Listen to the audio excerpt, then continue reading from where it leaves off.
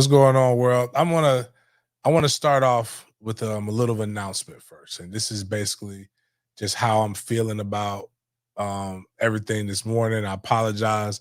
Some people, there was an important show coming up that was on with NoCast, and I know a lot of you guys listen to multiple podcasts, so I wanted to make sure you guys glean some information from them. But for those who are regulars, here's my public service announcement through my spokesperson, a little more sassy than me, but you'll understand where I come from. I know I'm coming. They know I'm coming. I know they gonna be there, and they know I'm gonna do the best job I can possibly do. And that's all I can say to you is like, y'all know I'm coming. I know I'm coming. I know y'all gonna be here in the chat waiting. And then y'all know I'm gonna do the best job that I could possibly do to explain to you what the hell is going on. I'll start off by this. I don't know what's going on. I don't know what the fuck is going on. I want to try to explain this to you, but the world is fucking crazy, man. Oh, shoot. Shout out to my homie Flip. Tell my dog, hey, Bearded, tell my boy Flip I said what's up. And eat some mangoes and some grits on me. Shout out to my guy. If you're ever in the DR, so people want to know the nickname. How did you get? What's the nickname? Sasua Stout or Sasua Slim?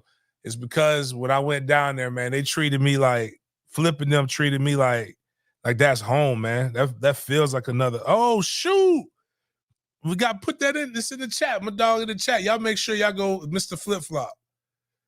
Y'all make sure y'all check out my guy Flip, man. If you're ever in the DR and you're not going to Sasua, one, Sasua's just happens to have really nice beaches. And apparently bitches too, but they got really nice beaches. But you got to go check out Flip spot down there, man. It's really, really good. Like, okay, so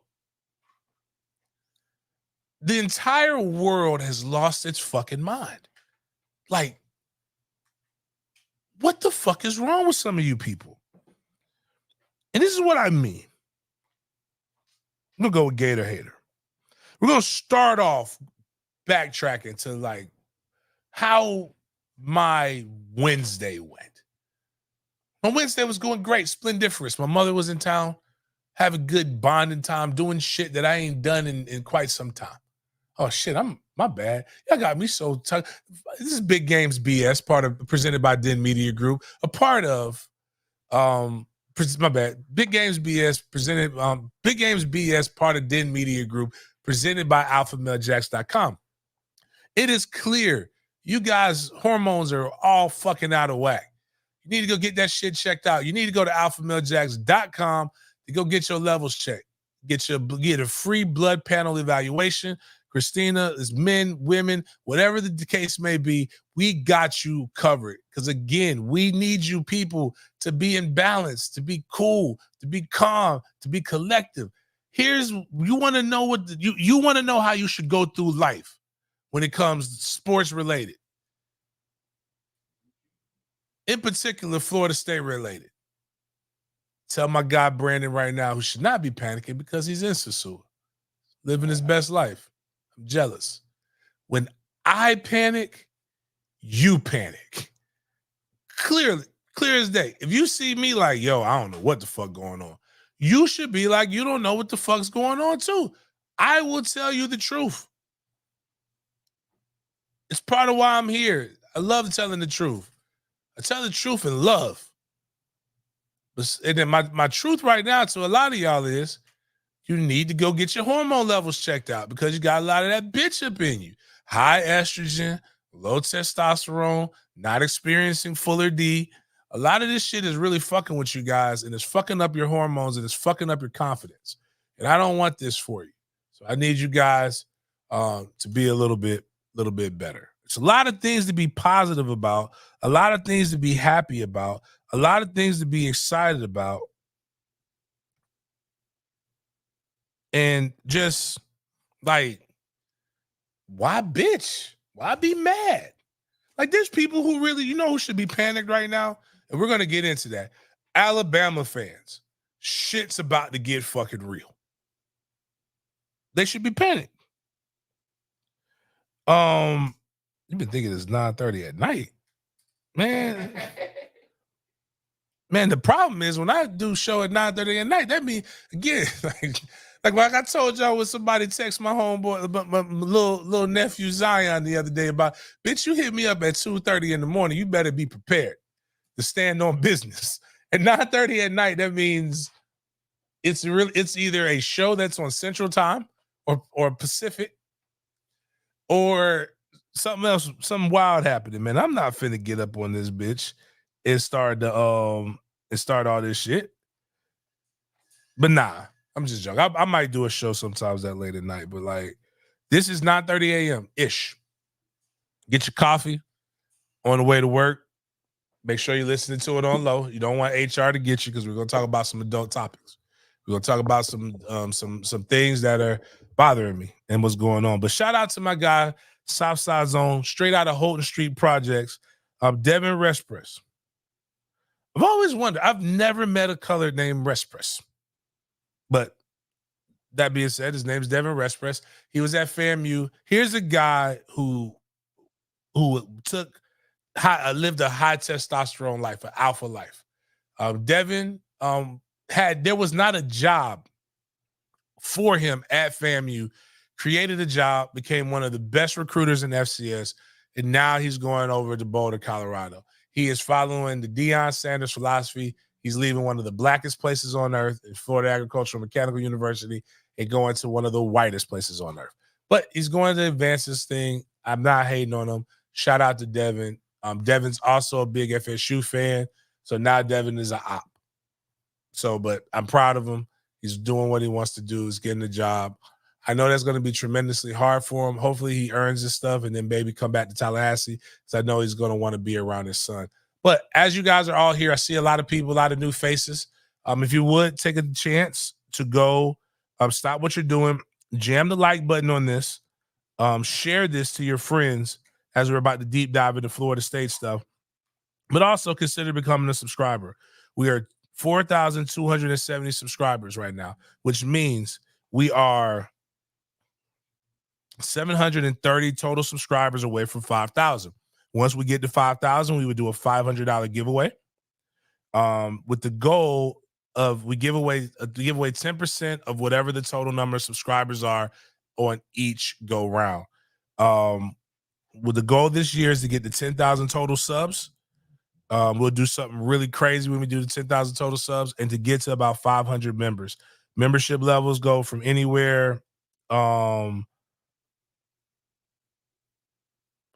anywhere from $3.99 all the way to the all-in membership of $100. Trust me, we'll do this. I need you guys to. I'm gonna start telling people, stop fucking inboxing me about goddamn about this shit. Because that's why I have a show. We got a message. I don't get paid enough at my job to read all the cliff jumpers crying every day. $5 donation, Hector. Oh shit! What's up, Hector? Cartagena. I gotta go with that. We gotta get real Spanish with this. We're gonna be the show of names. I know. Durajay. How did this song go? Durajay. Durajay. Yeah. That's what we getting, the Durajay chant. We're gonna get that going in dope. I spoke with DJ U's dad yesterday. There we go. Big Oos. So, I gotta get him more. Remind me, we're gonna get he's cool as fuck in the spaces. Like DJ U's dad, but like apparently it's slang for like prison slang for Samoan or Filipino is Oos, UCE. So, but it's like a term of endearment too. So we just gonna call him Big Oos. And then we was in that bitch talking about Filipino dessert. Like the tailgate gonna be what's up. By the way, it's like if you become a 3-6 Mafia member or higher, your spring game tailgate ticket is free. Well, technically it's not free. It's included in your membership. We'll hook you up with that. All in members for the spring game. I got your ticket as well as your game ticket as well as the tailgate ticket. Make sure you handle that accordingly. Would love to see you guys in that bitch. We gonna get it Polynesian. We talking about roasting a whole fucking pig out there. Like I'm talking about getting real ethnic. Don't let me get with Durajai's people and we get some fucking Afro. What's that fufu shit? Like I want to get the shit where you like just. But the problem is it's not sanitary. Don't look like everybody just be digging their hands in this shit. Like, but we'll have some sanitizer. I want all the cultures welcome. Trust and believe if it's Trey's time. I'm going to forget my black stuff. I'm going full blood Panamanian.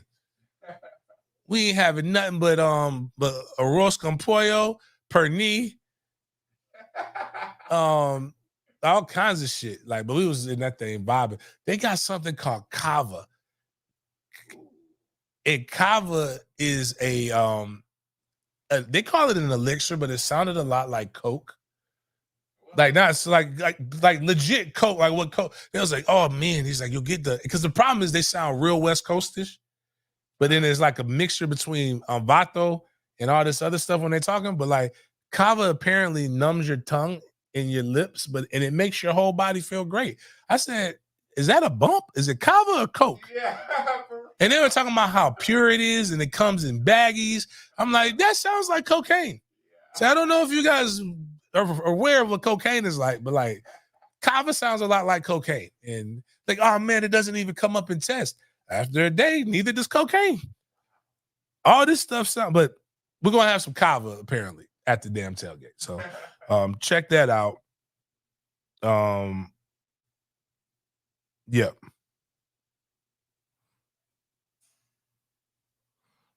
But somebody wanted to. Oh, anyways. Going into some of the other things that have happened in the world today, I need to get my subs up. So please go push the subs up. Interesting ways to make the bowl game season. I gotta get some of this shit is actually cool. There are other things in life that are going on that aren't life or death. And before we talk about the life or death shit, let's talk about some cool shit. I like this bowl. It's called the Irrelevant Bowl. NFL has Mr. Irrelevant.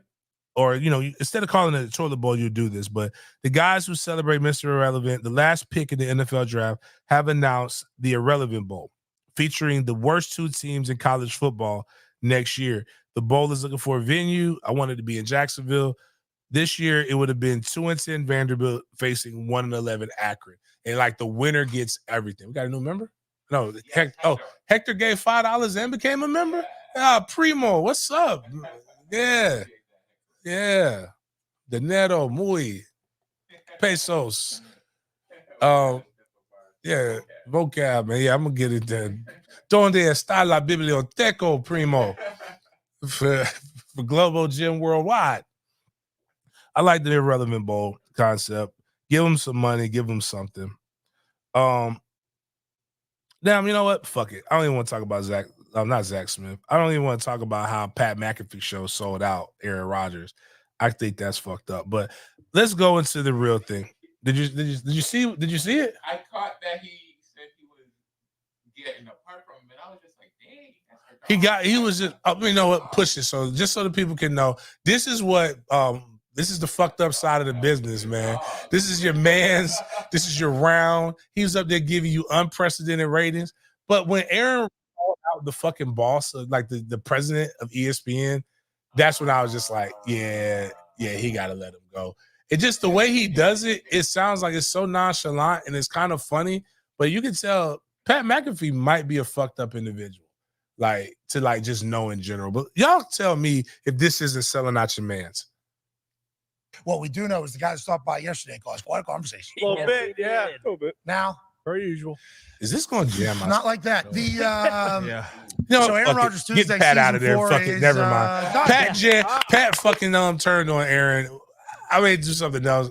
I don't want this show. This show might do numbers. Remember, once we get to over 100 views, we will turn on the phone line brought to you by Pure Image so that you could call in and you can get your gripes on. This might be epic. If you want to call in and you got specific questions to what's going on in college football, once we get to over 100 eyes on that, make sure it's 100 YouTube eyes. You put this on the Twitter or is this just on YouTube? I don't think this is on Twitter. Okay, so just oh shit, I ain't even put this on Twitter. That's my fault, man. I gotta step my game up. Yeah, people might not know. Just a week ago, he was calling a higher up a rat because he told that he was paying Aaron Rodgers out of his own money. Now he just slid off. Nah, they told him you could fire Aaron or we can fire you. Make a choice. And motherfucker went for, all right, bro. Yeah. Yeah, it's time to go, man.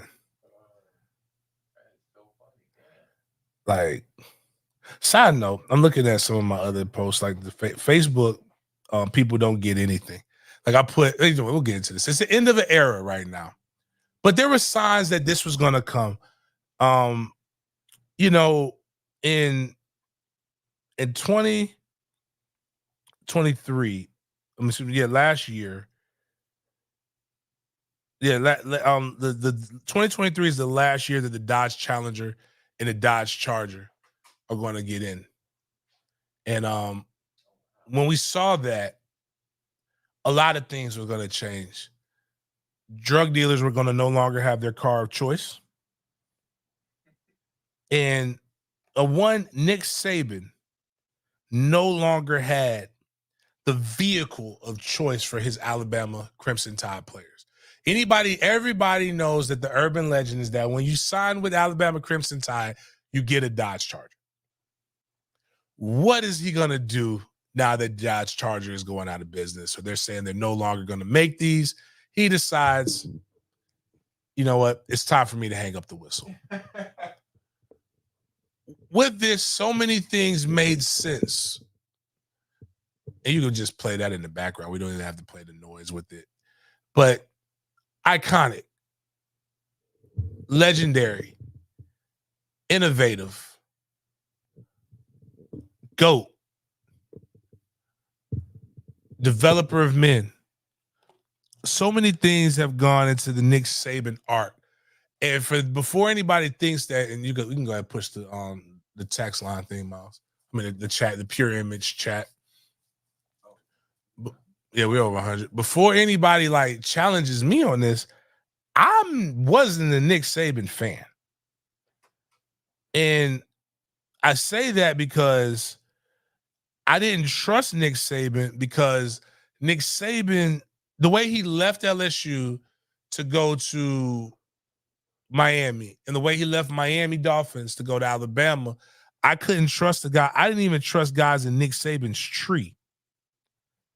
That's why I didn't trust Jimbo out the gate.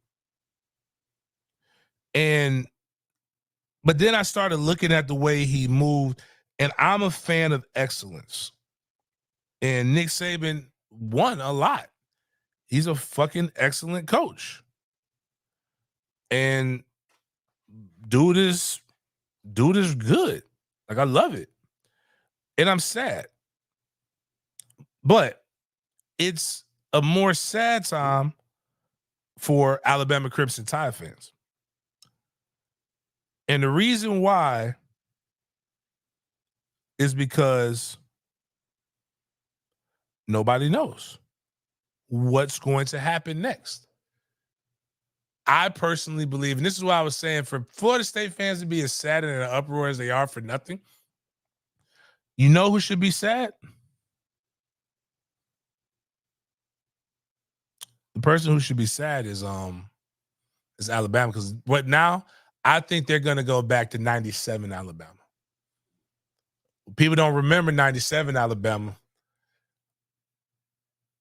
97 Alabama post Gene Stallings, when they had to go get Dennis Francione. Dennis Francione, who lost. Then they went and got Mike Dubose. Mike Dubose got caught in a strip club in Pensacola. Then they went and got Shula. People don't remember from 97 till even when I came out, wasn't nobody talking about going to fucking Alabama. Alabama was so bad that they had to fall to their third choice in 2007. A lot of people don't remember this because we remember what the ending is. We never remember how we got to it. Alabama caught lightning in a bottle with Nick Saban. Anybody remember who they wanted to hire the first time? Show of hands, or just tell me who was the first choice in 2000 after the 2006 season that Alabama wanted to hire. Does anybody remember? I'll tell you. Look up that guy's record and resume. Show you how they dodged the bullet. They said the name? Rich Rodriguez. Which would have been hilarious. What's up with these guys that like can you pull up a picture of Rich Rodriguez? Yeah. And we gotta let's get a picture of Rich Rod. Because Rich Rod does what like if you didn't know who this guy was and you saw him, would you give him a Hispanic name? Like, I don't even think he claims that part of his heritage. It's kind of like Ted Cruz. Ted Cruz is so ashamed of his heritage that he doesn't even go by his given name of Rafael. So you didn't know it was Rafael Cruz. You didn't know he was Spanish if he didn't tell you. Without the Cruz, Rich Rod is now currently the head coach of Jacksonville State. He's been that since 2022. Previously, he was the head coach at Salem University in 1988. Then Glenville State College from 1990 to 1996. Then he was coordinator of some other places. Then he went to West Virginia from 01 to 07, where he was one of the most highly coveted coaches in the nation during that time. Rich Rodriguez chose to not go to the University of Alabama. He instead made a career choice that shaped the landscape of college football as we know it. It's been a permanent thorn in everybody in the Southeast side. He woke up a sleeping giant. What was that sleeping giant that he woke up?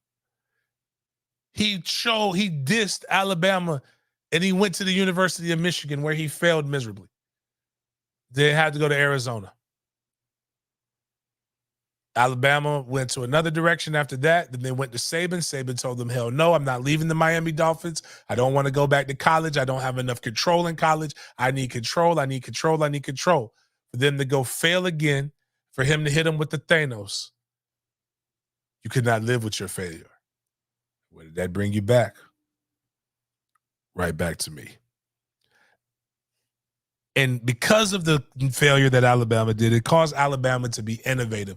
They were innovative because they went to him with open checkbook, open mind, and clear control over a program that nobody had given a college coach. There was always checks and balances. Thinking about how great Bobby Bowden was. Bobby Bowden did not have I want to just go build this facility. I want to go just do this. Joe Pod did not have those kind of things. Everybody else had checks and balances. Saban came in and he innovated. He's one of the first ones to utilize analysts, use off-the-field coaches to be able to gather more information, to be able to get more stuff about other players, to be able to, do what he needed to do. And in that process, he won 6 national championships from 2007 all the way up until 2024. 2023, excuse me. Played in numerous college football playoffs. Became the de facto ambassador for college athletics. When he spoke, people listened. But damn, what if that motherfucker Rich Rod would have took that job? We'd all be so much happier.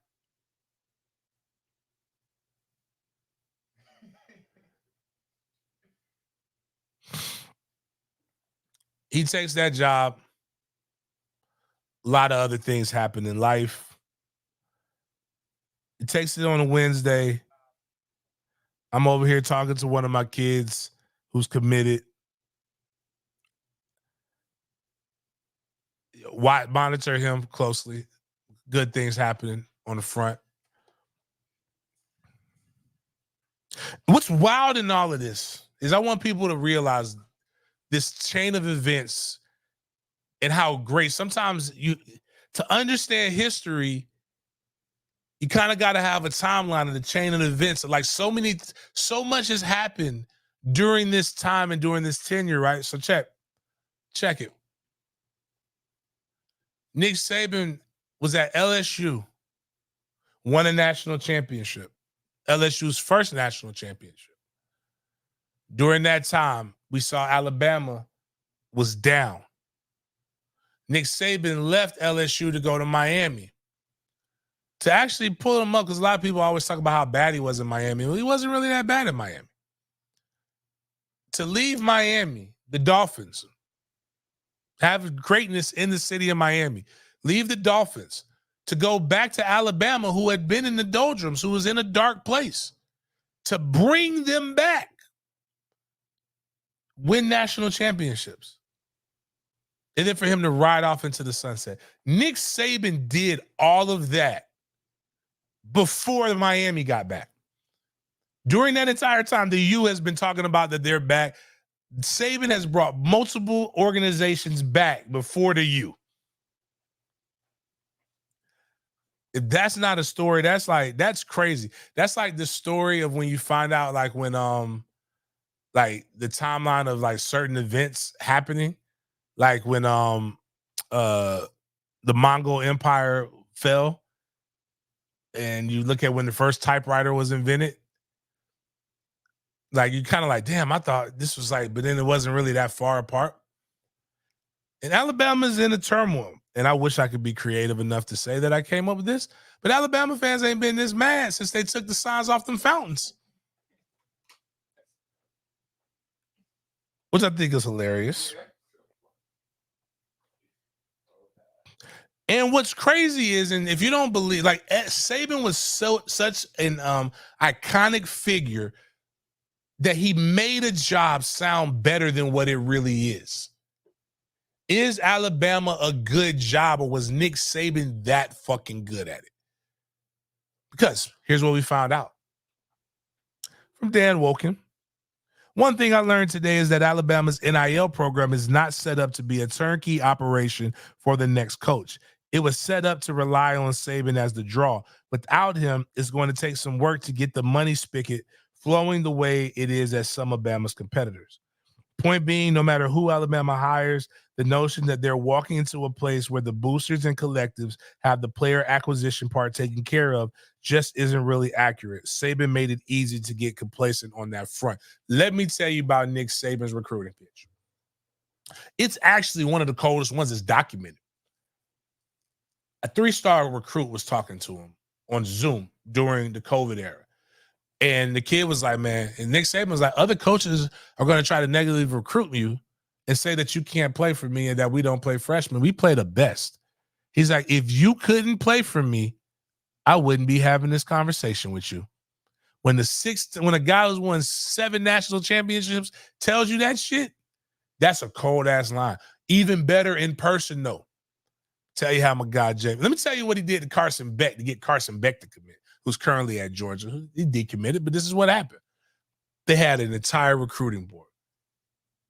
Carson Beck was committed to Florida to play baseball, but Florida didn't want him playing baseball and football. Other people didn't want him to do that. At his mind, he had the entire fucking Alabama baseball staff in the room. Every Alabama coach for football was in there. The athletic director, his mom, Carson's mom, Carson's dad. They all came into the room, and then Saban has this button that he pushes, boop, and the door closes behind you, and it makes like a loud noise, like dooch. So like you're stuck in that motherfucker. Like you don't think you could get out of that room without telling Saban what he wants to hear. Then on a big marker board, he said, if you commit to us today, and he had 2020, was it this? I forgot the year Carson committed. Was it 20? We won in 19. He played 20. So it's been 21. So whatever, we'll go with that. It said the 2020 quarterbacks, 2021, and 2022. And they had all these names on it. Carson's a no-star at this point. They erase every quarterback's name. Like dramatic pause, just, and then they circle. This is our quarterback, the greatest coach of all time. It's telling you that if you commit right then on the spot, this is you, MFTK to everybody else. That was how they got Carson back. Jamie French comes in there. Jamie don't even want to look me in my eyes because Jamie knows where I want him to go. James like, Coach.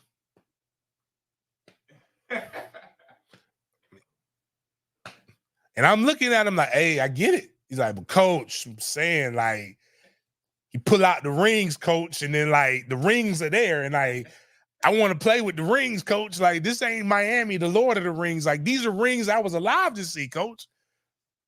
Coach, I was 7 when y'all won the last championship. So, Jamie, I get it. I completely understand, Jamie.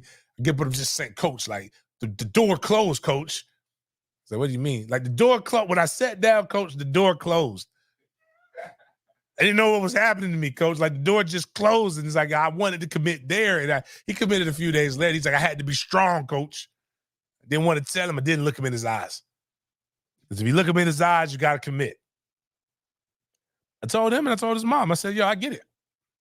I played for a legend. It is hard for any of that stuff to happen, man. It's hard to turn that down, man. But like,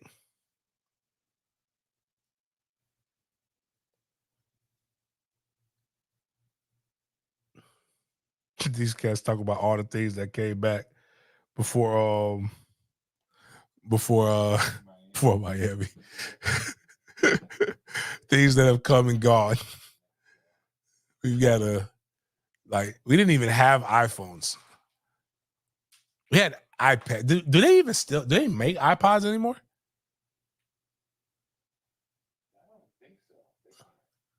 I remember when I remember having an iPod. It was so iconic.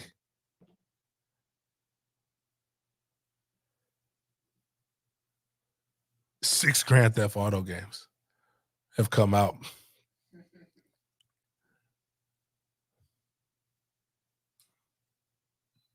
But Saban got a pitch, man. Hell of a pitch, man. Hell of a thing right there. Saban's been able to be hella consistent with his recruiting, even with turnovers of staff. This man is so fucking good that they called it the Saban Rehabilitation Program. Terrible coaches. Mike Locksley is the head coach at the University of Maryland. Do you know what Mike Locksley's record was before he got to the University of Maryland as a head coach? Mike Locksley won like 3 fucking games in his 3 years as a stint as a head coach. He was bad. Like, he was so bad that you would think he ain't ever getting another opportunity to get a head coaching job. Like, when people say make black coaches look bad, Mike Locksley was the poster boy of why you don't hire. Like, if a racist wanted to not hire a black coach, all they had to do was say, hey, we tried. Gave him Mike Locksley. See what happened? Mike Locksley comes in, cleans up things, wins a natty, gets hired as the University of Maryland's coach. He's that good. And then Saban decided to leave. And this kind of gets us into, and Bud Elliott's brought this up. Bama's a great job, But some of the stuff that made it an unbelievable job is just Saban did it. In particular, getting boosters to open up wallets, shut mouths, and stand aside. A new coach does not get that same respect because a new coach doesn't come in with the NFL resume. A new coach doesn't come in with the national championship at LSU, the first ever one. A new coach doesn't come in having built up Michigan State, having built up LSU, 2 college programs during the process. He doesn't have the pedigree. He doesn't have the development. He's not considered an icon, all of these different things. A new coach is going to have to take some concessions and they're going to have to revert back. All of this is happening.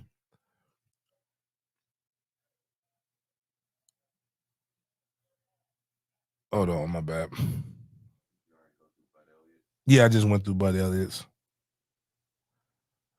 All of this is happening while Florida State is having one of the best recruiting seasons that they've had, one of the best things that has actually happened to them. So Florida State's over here minding their own business. And then Nick Saban drops this fucking bomb on everybody, saying, I'm out, baby. I can't handle this shit anymore. These young kids took it out of me. Ain't no more Chargers. Ain't no more this. And so Pete Thamel starts it. And it starts fucking up my day. If I'd be quite honest with you. Pete Thamel posts the buyouts for potential Alabama head coaching candidates. So when a coach gets fired or resigns or retires, they have to have candidates. Money is of no consequence to the University of Alabama. But they put Dan Lanning for $20 million. Kalen DeBoer, $12 million. That's Washington's coach. Dabo Swinney, $7.5 million. James Franklin, $6 million. And then a name that nobody thought would be on here because of the trolls. Because of all of the different things that everybody has said about this man. The spaces. Every fucking day, the spaces. What he's not doing, the demeanor that he doesn't have. A bunch of people telling you some things about a guy that a lot of people don't know about except for me. Shout out to my guy. He'll be here at 1 o'clock today at Mandarin High School, hopefully. Unless some other shit happens because y'all keep inboxing me. A guy who, I'm going to be honest with you, FSU, they even said that the culture isn't good in Tallahassee because of all the walkouts and the people who didn't play in the bowl game and this and the transfer portal and blah, blah, blah. Mike Norvell at $4 million. Once that was stated, my phone became a living bing, bing, bing, bing, bing, bing, bing, bing, bing, bing, bing, bing, bing, bing, bing, bing, bing, bing. Got a new person? Oh, Mike's been a member. Yeah, so we shout out to Mike. Everybody. Man, Mike ain't nobody. Don't nobody want Mike. 63-3. 63-3. To Bama fans saying, that's why you didn't belong. That's why you got your ass whooped. You couldn't beat us. You couldn't beat Bama. But before we get into that, all the shit makes sense. Now ESPN is flipping it. ESPN is saying there's no better candidates. Mike Norvell has earned this. Look at what Mike Norvell has been able to do at Florida State in such a short time. He took them from 3-6 to 13-0. They were one of the best. I kid you fucking not. ESPN said they were one of the best teams in the nation. Florida State went from you don't belong. You don't belong. Get to the back, boy. To, well, why not us? Why not Florida State's head coach Mike Norvell? We are so impressed with what Mike Norvell has done. Pacified bitch ass behavior from the network.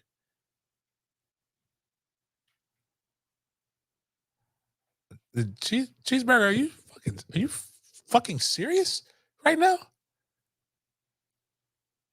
Oh, man, did you put that up there? Like, what the hell is wrong with this guy? Why would he go to Jack? Like, because it's a fucking hotbed of recruiting talent, son. Like, he ain't coming to the Jaguars. Like, nobody, this is fucking, we're not fucking talking about the NFL right now. He's going to do his job. Like, anyways, my bad. You just couldn't, you didn't understand. But somebody put, this song was dope.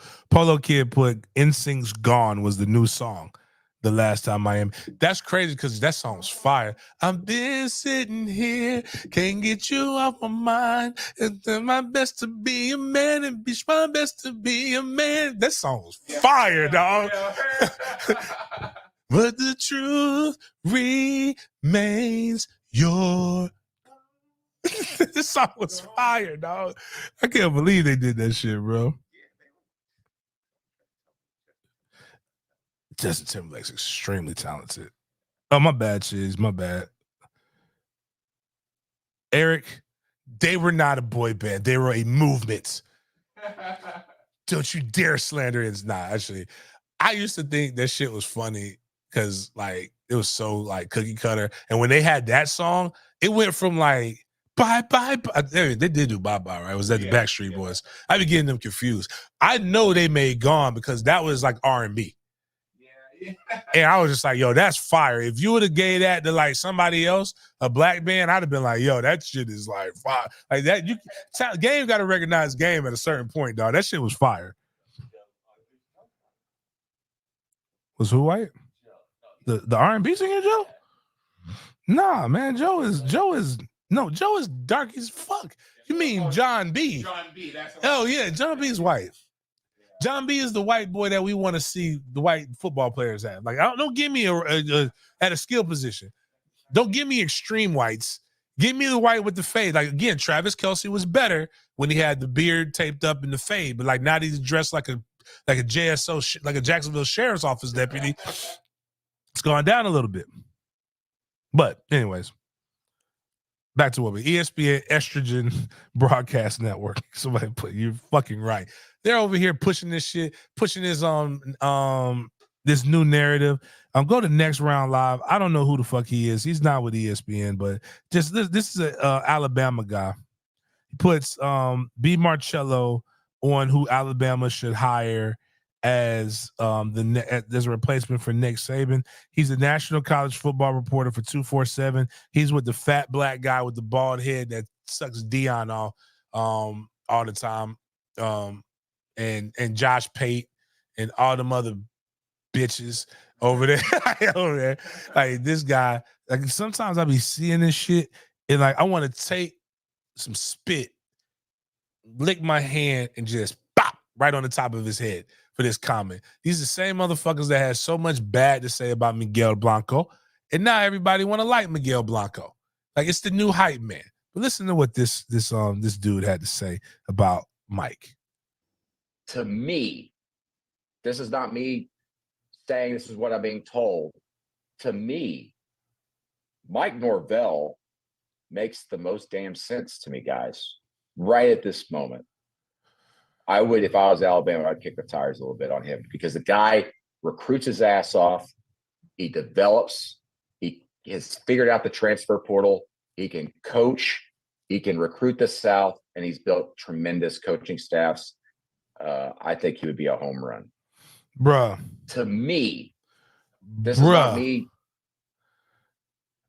All of the things that everybody says Mike Norvell's not, he's saying that he's good.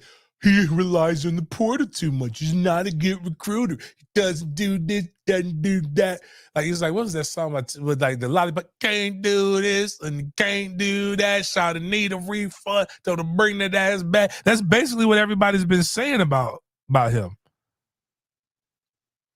And now all of the shit that's, man, again, then the Florida State fans are hearing this.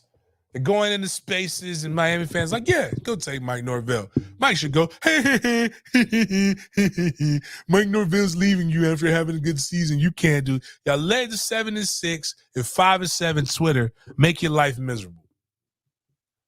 And we got to stop this shit. We got to have better behavior. AlphaMaleJax.com. Shout out to my guy, Matt Larson, becoming a den mate.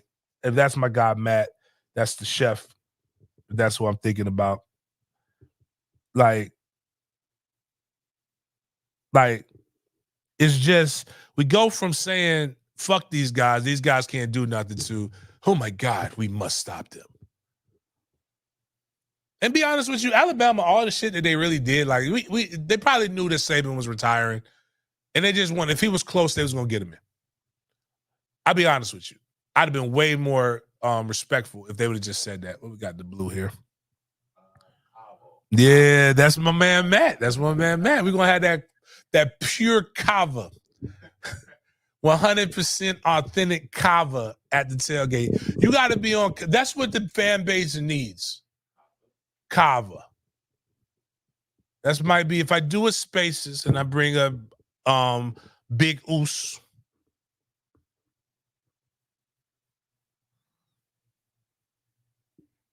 Hold on.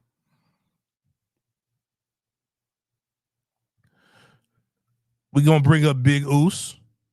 And Big Oos is going to call it, we're going to call it the Kava Spaces. Y'all need some Kava.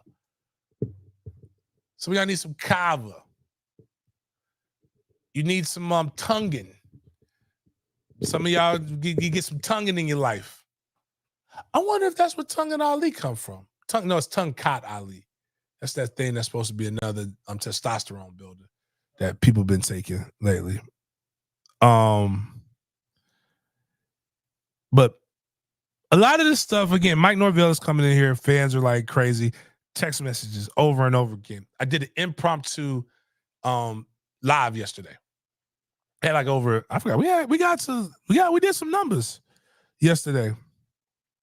Over 200 at one point, I believe. It was 217 at one point on the live. That's good for me. That still ain't treating me like my guys Chris and George. Like, they be having like 400-500 motherfuckers on there. But I be there. I be like, damn, y'all don't give me the numbers when it's just me. But no, don't hate on my guys. Them my guys though. But like, they're like, why would Mike leave? Is Mike leaving us, James? Is this happening? Is Mike here? Like, this, it's like they saying, who the fuck is they?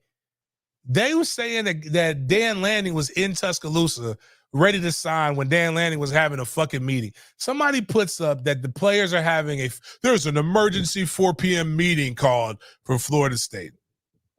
That's what they said yesterday. Do y'all want to know what the meeting was? It wasn't an emergency. These things don't happen like that. There was a meeting at 4 p.m. at Florida State yesterday with the players. I would not lie to you about that. But that meeting was with a Navy SEAL. Like a Navy, it was a pep talk. Like, these meetings happen this time of year all the fucking time. That's how those guys make their money, yes. But like, they do all the things. We had a guy come in to teach us how to speak to the news. We would have the drunk guy, like, they would come in with the goggles and shit and tell you, like, here's what 1 drink looks like. Here's what 2 drinks looks like. Here's what 3 drinks looks like. And like, to try to encourage us to not drink, but I think I seen an NFL team with a magician. So that was crazy. Like, we never got cool shit like that though. Like, the man said, I'm gonna guess your childhood nickname. That's bullshit. They gave that man a list or something, dog. That shit don't work like that, man. And like, yeah, that's all that motherfucker did, was his research. On God, if I go to a magician and he says my childhood nickname, bitch, who told you? Who you been talking to? Tell me now. you can't beat that dude with the crazy hair who Who knows all the celebrities, youth secrets? Oh yeah, that's the one with he said yeah, he's like what's the country ass Memphis rapper that I like is just fucking insane. No. Kevin Gates from New Orleans. Young, it's not Young. He's signed with, anyways. He was just like, he has a good scene where it's like, how the fuck? He's like, yeah, you used to own the studio with such and such and that. He's like, yeah, man, that's my dude. One thing. How the fuck did you know that? How? He's like, that's my job. I'm supposed to know these things. This old, like, because it's a weird, awkward, old looking white man that just comes up and he knows all the thuggish shit about all the thuggish thugs. Shout out to Melly Mel Shaves. Said love your channel and sub. Go Knowles. One love from beautiful Pensacola. Black Youngster. That's it. That's the guy's name. I love that whore, bitch. Like the way he just says his music is awful, but he's a great personality. Melly Mel, I'm gonna try to get over there to the Pensacola Seminole Club. Hopefully we I see you out when I get out there, man. We vibing. Thanks for the $5 donation too, and thanks for the sub. Consider becoming a member as well. But anyways, in all of these different things, we got this shit happening, and Florida State fans is like, First it was we ain't getting nobody wants to come and sign with us. Our class sucks. Bitch, we got the 9th ranked recruiting class in the fucking nation. We had a couple bads like KJ flipped, okay. Got schooled on that one. Blunt left, not optimal. But then we find out that Blunt is 16. Not gonna let my day get ruined by a 16-year-old. Promise you, that bitch ain't playing, not with us right now. He's going to be good, because he is good. But he's fucking 16 years old. He is pretty fucking good. I ain't gonna hold you. But he's not ready to play. Yeah. Outside of that, and then we thought we were getting J.J. Smith, but everybody thought they were getting J.J. Smith. Like Jeremiah Smith. So we went from the number 3 ranked class, lost a couple guys, dropped to 9. We're about to sign, but then like clockwork, we get all these fucking names that are getting got. Like we didn't have multiple fun shows where we've tried to say these kids' names. We have a new fan favorite, Google bitch, that tells us how to pronounce this shit, so that we're not out here looking like we want to be like Jeff Culhane, the new voice of Florida State. We want to make sure we saying this shit the right way, and we still gonna fuck it up. People aren't even looking at the shit that's happened. They don't even remember why they're fucking mad. Remember a couple of days ago why you guys got mad? Because all the coaches got extensions and none of y'all like Randy Shannon? Coach Norvell's going to leave. But bitch, he just extended Randy Shannon. He just extended Randy Shannon, and it lost in yesterday is the fact that we had one commit that came out, another commit that's about a transfer portal commit that's about to come out that committed to the staff yesterday, and we had another kid that's like Blunt that got fucking crystal ball to us, and Amari Williams, who we got to reclassify early, and he's going to come to Florida State. We missed on Blunt, got Amari Williams, who was the number 1 rated recruited class of 2025. We missed on KJ Bolden, got Earl Little Jr. from Alabama. We got 3 kids from Alabama with another Alabama motherfucker coming to visit tomorrow. A running back visiting tomorrow, and y'all are sitting here like, Coach is going to Alabama. James, is he still going to Alabama? Bitch, if he going to Alabama, he sure is bringing a lot of these motherfuckers here. It's still not over, is it? It's still not.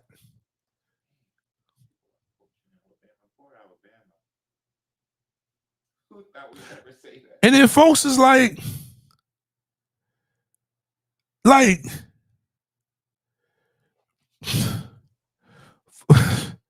folks is like, well, why can't he just say he's not gonna leave?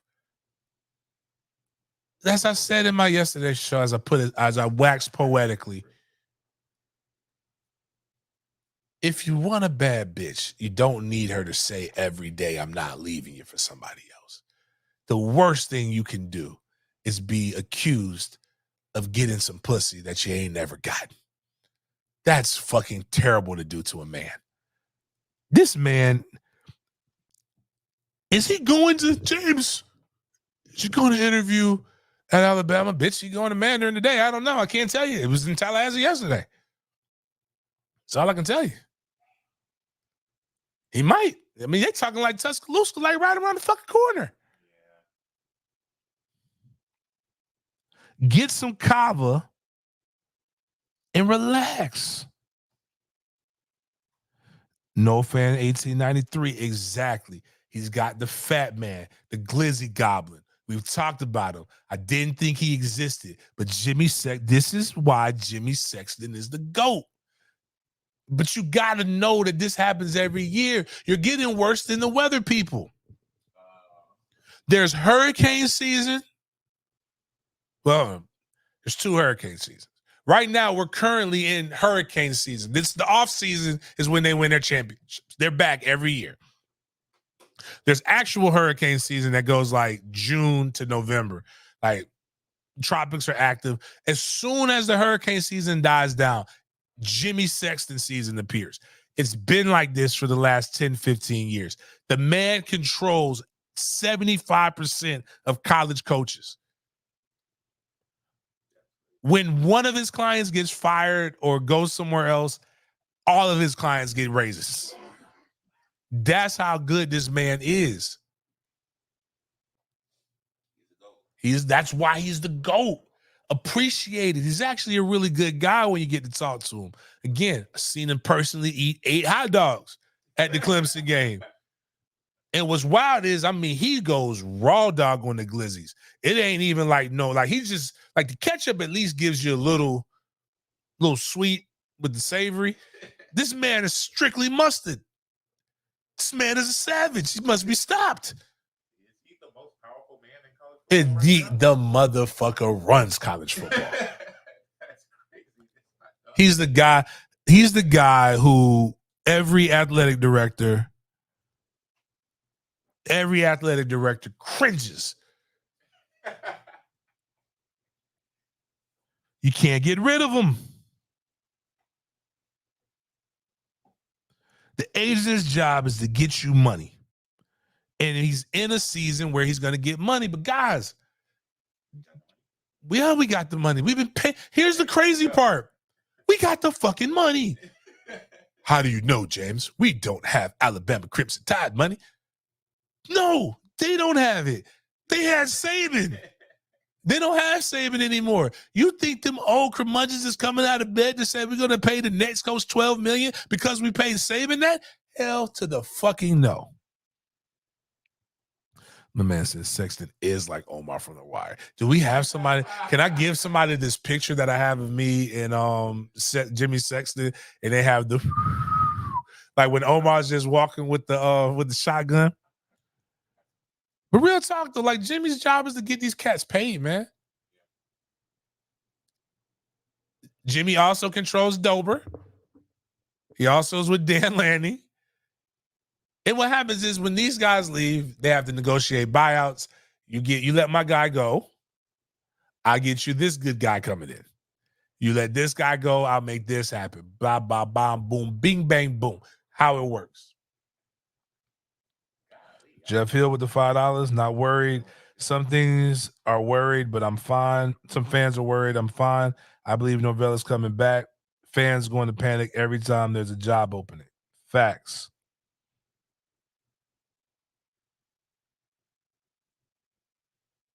Every year, guys, I'm gonna tell you what happens. Every year, Mike Norvell. If we want to keep winning, right? You know what's gonna happen next year? There's gonna be a job opening. Mike Norvell's name is gonna come up in the job opening. It's going to fucking happen every year. Relax, Bob. Would you rather? Sometimes I feel some of you guys would rather be sorry and not have to worry about anything than be great. It's not our job to prepare for the worst. That's somebody on staff's job. And what I want you guys to know, I need you. This is we're not in the holidays anymore. Weekend assignment. This is Friday, right? Oh, yeah, great. Weekend's assignment. My favorite movie of all time. The book is better. I'm not one of them snobs that always say, "Oh, you have to read the book." The cartoons are way better. Like that is kind of true with the Marvel universe, but you gotta. It's really so much shit that happens that you need to really. If you're a Marvel fan, you gotta go. You gotta use YouTube. You gotta go check some of these things. It helps you connect the dots. I don't know what to tell you. It's like these nerds look at everything. But the book is so much better because it makes you understand the characters in the fact of the Godfather. But you need to go watch the Godfather. But the book explains who Jinko is. A lot of you don't know who Jinko is. We all know who Tom Hagen is, but when Don Corleone goes down, Sonny has to take over, right? And Sonny's with Tom, and Tom is a peacetime consigliere. And Sonny's ready to go to the mattresses, which is code for I'm ready to go to war. Means everybody goes to one location to get away from their families, to protect people. We go to the mattresses because we got to be ready to ride at any given moment. Tom is trying to advise Sonny. He said, war is too costly, Sonny. If we do this, they'll bury us. We'll lose our context. We'll lose this. He said, God damn it. Why can't you do what I tell you to do? If I had a wartime fucking consigliere, I wouldn't be in this shit. Pop had Jinko. I got you. All the years we've had Tom Hagen. What does this mean in this, James? There's a Jay-Z quote and a Godfather quote for everything in life that you're going through. We got a fucking wartime consigliere in Mike Alford. Don't know if you ever dealt with that. Miles, Mike is like a younger version of our boy Greg. And yeah, we need to put this up here. We need to put that up here. So as we go on this revenge tour, The Godfather is a perfect example of when the Corleones took on all the families. We taking on people trying to get our Michael Corleone and Mike Norvell. We got us a wartime consigliere. We got a bad motherfucker in our Luca Brasi, who's not gonna die, and Alex Atkins, who's a ride or die. And we're gonna get into why Alex Atkins is a ride or die. We got cats ready to go to war with everybody because that's what we fucking do.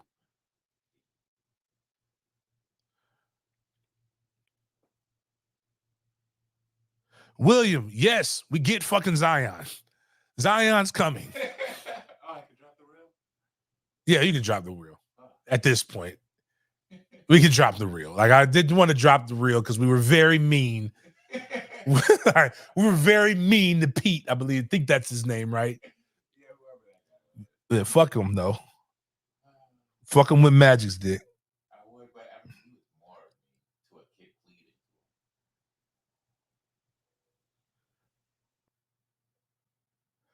Go look what that guy track right. I'm gonna have to watch the movie again. Sonny was an amazing character. Sonny was a better in the book, though. They made Sonny just look like a hothead and not strategic. In the book, he's way more strategic than what he was. But in the book, it's such a rant. So in the book they harp on, like, apparently Sonny had Fuller D. And they actually talk about it. They hint at it in the beginning of the movie when he's coming out of the closet with one of the bridesmaids, or for the wedding. But like, Sonny was out here slaughtering chicks. They actually go into detail about how Sonny was like making chicks have to walk side to side and shit. But Jinko, Don Corleone was so bad that Jinko, like in a deleted scene where they show Jinko dying, he asked Don Corleone to go in front of him and talk to the God, because maybe God feared him so much that he would let him live. That was how badass Don Corleone was. But yeah, appreciate that, William. Yeah, and Track Rack just went on ahead and just put it all out there.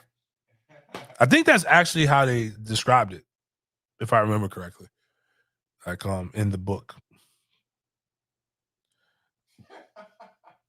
It's a great movie, by the way, guys. It's just the when you think about it, three amazing. George Lucas, Steven Spielberg, and damn, now I can't think of the actual person who directed the movie's name. Like Mario Puzo wrote the book. Why can't I think of his name right now? Anyways, it'll come to me. Sorry, the CTE. But going back to what we going. So why, James? Why are you talking about this? We got cats going in, and we trolling everybody. We fucking with Deion because Deion fucked with us first. Fuck that guy. Francis Ford Coppola. Thank you.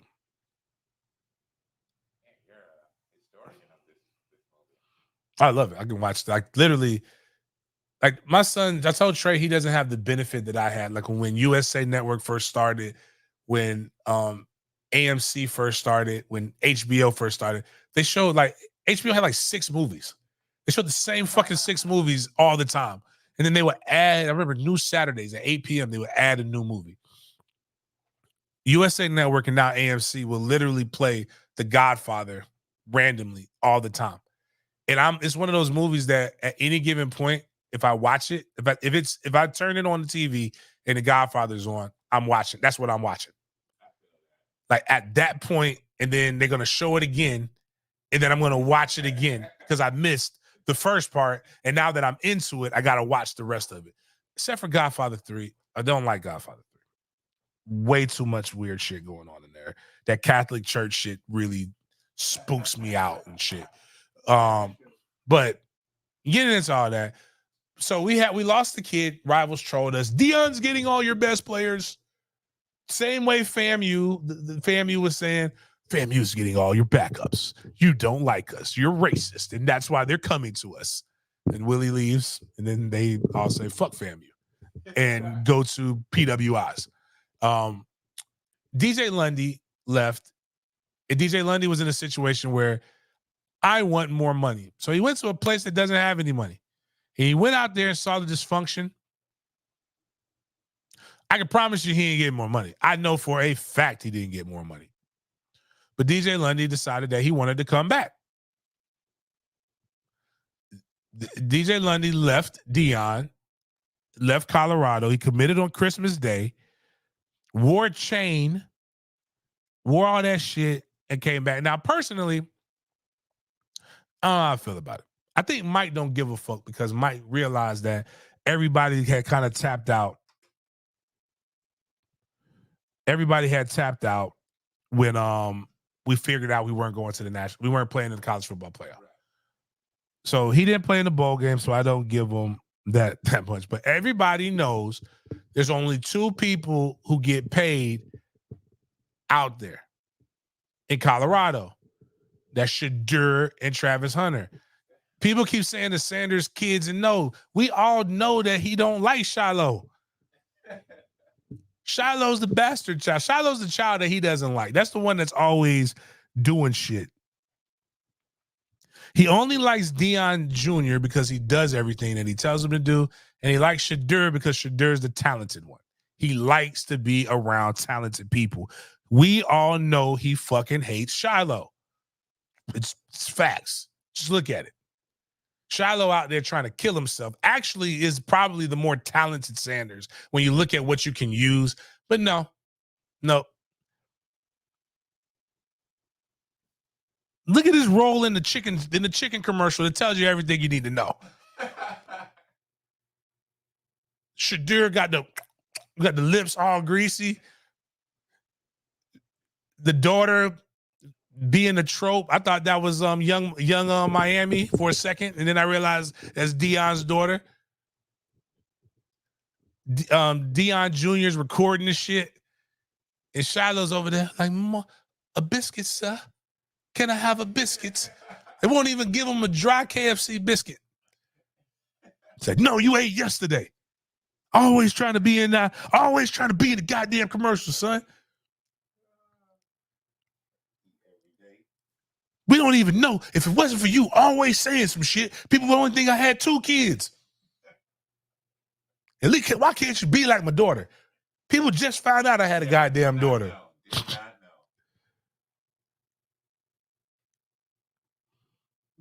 What in the shooking and jiving?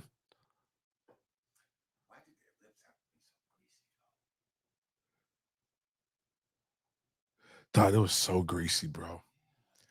It was like the Dave Chappelle skit where like you want to enjoy certain things, but the stereotypes are so strong that it just makes you like I look at him. He loves it.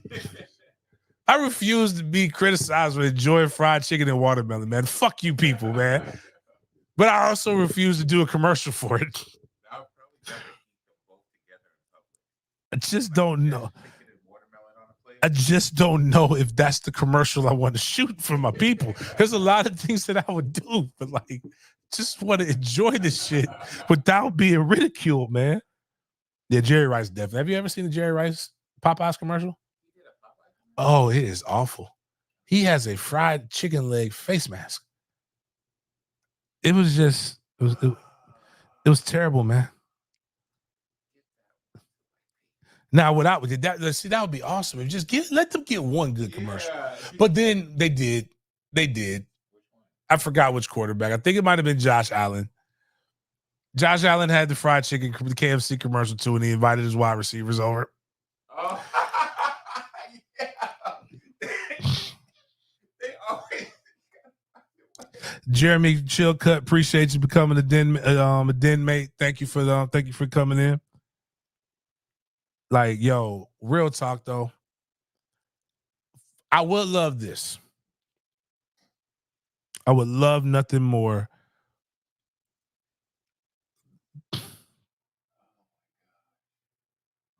I would love nothing more for Deion Sanders to be the head coach of Alabama. That shit would be hilarious. Actually, if Dan Lanning would have left, Deion going to Oregon would have been like a marketer's wet dream. Like I'm still, people say what they want to say about me. The minute them fucking shoes come out I'm buying those Deion Sanders. That was one of my favorite Nike shoes. I'm buying them shits. And Mandarin becoming a Nike school too? You goddamn right I'm gonna get that.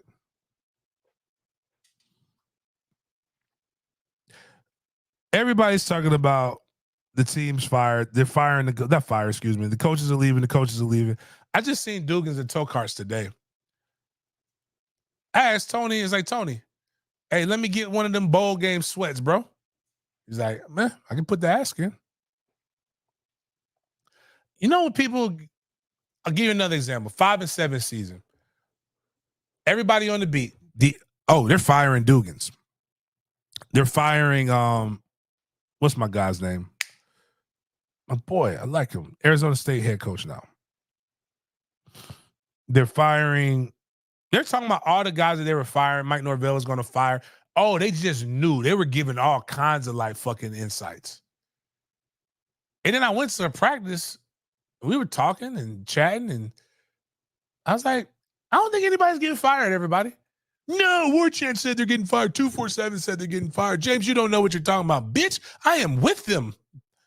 Like, people who are getting fired, people who are changing jobs, don't do their job happy. Point of emphasis. Point of emphasis. All of you got Dillingham, thank you. Point of emphasis. A lot of you guys are at your job right now. If you're getting ready if you know another job is like imminent, you're not going out there and doing 100% of your job like that. Bitch, if I know I'm probably got to look for a job, I'm getting on fucking Indeed today. Fuck this recruiting shit, man. Fuck these kids, man. I got to feed my own kids. Tony and that bitch like, hey, man, we got shit to do tomorrow. They vibing like, hey, man, what's the move in Jacksonville, baby? It's like, what's up, big game? They're like, boom, what's up, big game? Like, hey, man, Dugan's smooth. Dugan's got that smooth voice. They might be scared because apparently Saban treated it like a regular day, which I think is kind of messed I think all of those people on the staff knew. Yeah, because there was a lot of. So what happens too is Saban is you're in a perpetual state of I need to make sure my resume is updated. Every 2 years he goes to a new coach. Wide receiver coach left to go to Texas A&M. Offensive coordinator was getting changed. A lot of changes were already kind of being made. And so like Saban didn't just say fuck this shit today and then bounce. He probably actually did it strategically so that the next coach won't lose everybody in their class because everybody's damn near full of the scholarship count now because of National Signing Day and all of these other different things. So you're going to keep most of your roster in check for this year and most of the kids that you signed in check because Alabama's Alabama. But like these cats out here vibing. Again, if I know, man, I heard he's going to interview with Bama. He's going to do this. He's going to do that. Like, man, if I know that shit, man, fuck that shit. I'm out of here. I've listened to a lot of people try to reason why he would take interviews on the last day. That's the only thing I've never heard anyone say that. That makes so much sense. Look at all of the things. Like yesterday, we literally had a crystal ball commit and a silent commit. One of them from Alabama. If I'm going to Alabama, I'm telling the Alabama people, hey, hold up. Commit Friday. Yeah. You know what I'm saying? Hey, coach. Hey, coach, this is Durajai. I'm ready, man. You guys have convinced me. I'm ready to make that step. I want to climb, coach. Hey, about that. Hey, you ready to climb? You going to be ready to climb tomorrow too? Hey, let me have this conversation real quick. It's really hot around here. A lot of shit going down. Know you heard about it a little bit. I'll call you right back. You'll be the first to know, but thank you for your commitment.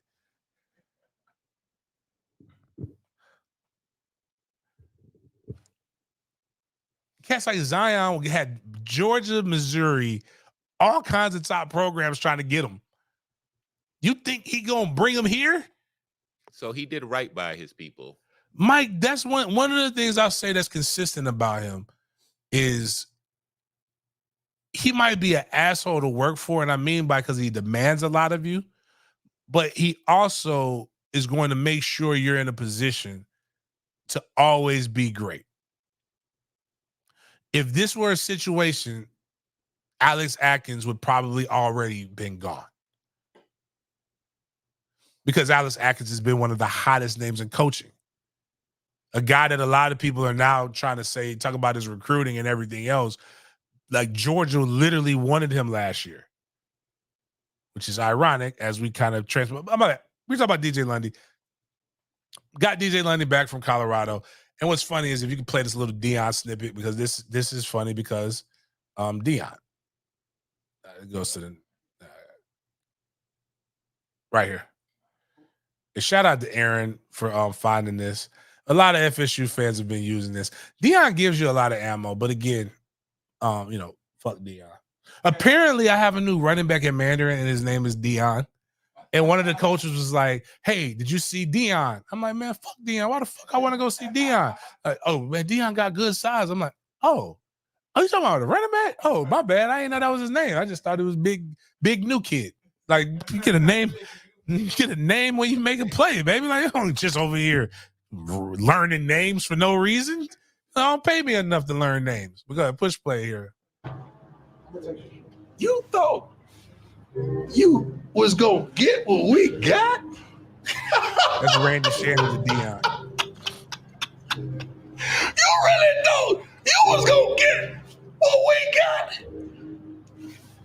Oh, Lord. I don't know what he's talking about, but I love it. I've never seen somebody. This is like with the beauty of being so great at your old job, at one job, that it permeates through everything else in life. Like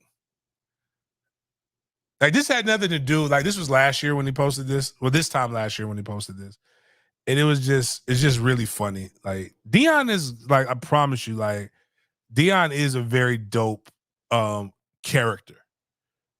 And all of the things that he does is very marketable, has done a really good job of making sure he's good and people just are enamored with everything that he does. Very much a showman. We got speaking of a showman, we got a Cheyenne Lolololo. His name is Toko, not Tokyo, but Toko committed to us right after the show. And you can post that one right there with the Popeyes lady. This is going to be everybody on FSU's beat No, we can get rid of that one. We can go ahead and delete the bald white man. You can delete that too, DJ Lundy. Don't delete that. Don't delete that. Oh, yeah, we'll keep that. Yeah, you can post that. So, also, what happened with FSU fans and your PTSD and why it's getting on my fucking nerves is we got Cheyenne Loloke. We were saying the names in the spaces yesterday. I'll get this, but his name is Toko. Toko is a Tonga. He's not necessarily Samoan, but they're all of Polynesian descent. So Toka is a Tonga.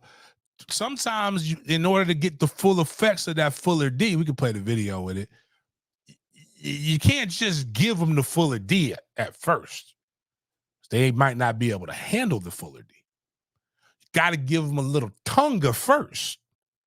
Slip that Tonga on them, and it gets them more ready to receive the fuller D. If you know what I'm saying, if you catch my drift. Got to Tonga them down, and then you hit them with the Dorjai. Over and over and over and over again.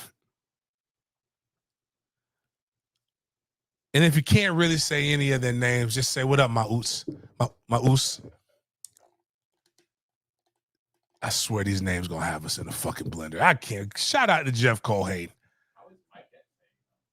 I will ask him today. I'm definitely gonna ask Mike. But like, you got the movie. What was it? The Weatherman? Was that the movie with there was some good innovation a few years ago. Now we're getting this.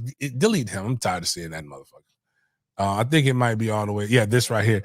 This about to be this is about to be everybody, every podcast, especially me on Mondays when I'm doing my breakdown. Like, I'm just gonna have a the little card that the phonetic spellings of this, but this is basically Jeff Colhane reading the highlights of Florida State.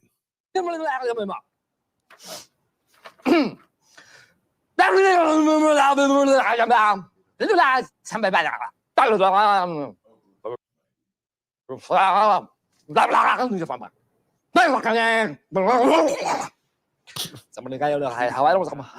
names are tongue tied, man. Do you realize how much water you're gonna have to drink? This just saying these names. Like, you can't say these names with a dry mouth. Like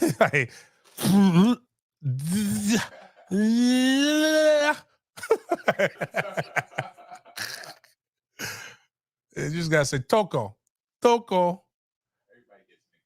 Everybody. Adabisi, Toka, DJ Oos. This will be just big Oos. I wonder if other languages have trouble with our names. Like, they think Kimberly is hard or something like that. They should. I like that. Durajai will be Duracell. Ooh, I like that. Yeah, I'm liking that. Eric Sutton put one thing I say, when a coach is on every person's conversation, he tends to be who takes the job. Norvell seems to be number one. One thing I'll say is that's actually kind of the bullshit. When a person, it's the person who's not talking is the one who tends to be the person that everybody's wanting. And Dober had an announcement. I haven't been on Twitter since we've been on the show, but Dober's been an announcement, and he was supposed to be on Washington radio today. But for some reason he canceled it. I don't know why. The other thing that really had me tripping while we're getting a Tonga, we got people like really monitoring little boys' social medias. Guys, stop this shit. Stop trying to read this. Like, some of y'all can't read tea leaves. Marvin Jones Jr. was one of the first commits that we had out of the transfer portal. Marvin Jones Jr. is the son of not just FSU legend, college football legend, probably the greatest linebacker to ever play college football, Marvin Jones, who I will definitely have on my Dope Boys Chop It Up podcast where we'll just talk. If you listen to this show, I talk about people in the way that I talk about them. I fear no man. But a few men have me questioning, like, why am I hanging with this person? What's going to happen when me and this person hang out? But it's always a blast. Marvin Jones is like, I don't want to say it's like, because he's nothing like Wayne Brady, but it's almost like the Wayne Brady skit in the Chappelle Show. Like, you have no idea what you're going to get into when you're going to ride with, when you're with Marvin Jones. I've seen parts of, I didn't even know you could smoke in Doak Campbell Stadium. You can smoke cigars in Doak Campbell Stadium. I found that out with Marvin Jones. No, it was other people smoking, but I didn't know there was a smoking section. It was cigars. They were getting after. They were getting lit. I know we're going to drink heavy. We're going to have a good time. It's going to be a lot of rough housing. Somebody might get stomped. Somebody might not get stomped. But it's going to be a great story to tell at the end of it. One thing I wouldn't do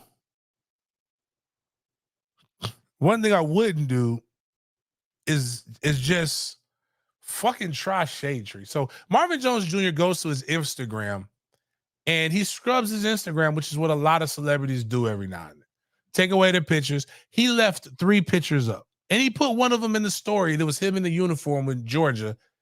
And the fan base fucking freaks out. They freak out. Marvin Jones Jr. is leaving. Bro, classes on Tuesday. Classes started on Monday at Florida State. The bitch is in school now. He's enrolled. Oh my God. Oh my God. Oh my God. We're losing Marvin. We're losing Marvin Jones Jr. We don't know what to be. People are like, well, you can't miss what you've never had. They're coping with shit again. Guys, you are literally the worst at times. You're making shit happen that didn't even happen. Like, you're panicking about, like, do you listen to yourselves? You can't live your life worried about shit that you don't even have to worry about. But then this is what these motherfuckers did. Oh God, I pray nobody ever does this to me if my sons are good enough. These motherfuckers tagged the daddy. What the fuck is wrong with your son? Why is your son leaving us? And the son had to take a picture in the locker room. And people still didn't believe that he wasn't in the transfer portal. Like, they not giving you no access to the locker room if you ain't there. That's wild. So it's not just the mic. It's every fucking little aspect of everything. This is why Charles Lester trolled us, saying I'm not going to turn in my letter. That motherfucker signed his letter of intent, said I'm going to push my party back. He always was signing his letter of intent at 7:30 and having a party that afternoon. He made people feel like you're a sucker because you allow yourself to be a sucker. Man the fuck up, lower the estrogen, increase the testosterone, stop bitching. I would say it was the women, but it was the men who did this shit. And what bothers me is that's a motherfucker that you won't do. That's why we have the Terry Tate commercial. If you can show that you fucking around with a motherfucker that will hit you for real in real life. Marvin Jones, Shade Tree walks around looking like a motherfucker that will knock your ass out now.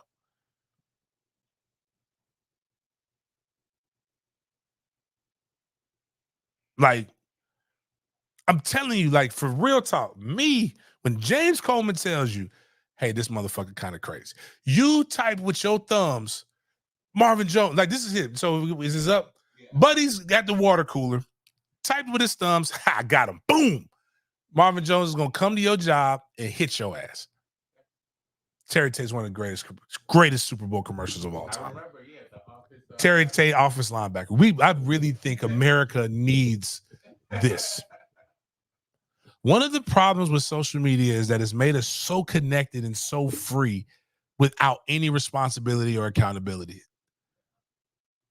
See, the beautiful thing about being a man is that you used to be able to say things to each other and there would be civility because you understood that when you were in the same room that there could be an ending that neither one of you want. It's basically why we're never going to war with Russia. It's mutual assured destruction of both parties.